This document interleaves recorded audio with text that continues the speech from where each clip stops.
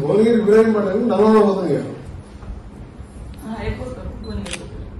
భువనగిరి వచ్చేటప్పుడు భువనగిరి బిర్యానీ పడ్డ వస్తారు, నల్గొండ నేను పోవాలన్నాడు.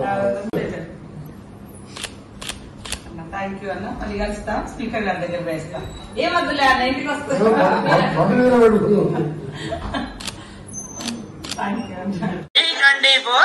వెలది న్యూస్ ఛానల్ అందరూ చూడండి, లైక్ చేయండి, షేర్ చేయండి, సబ్స్క్రైబ్ చేయడం మర్చిపోకండి.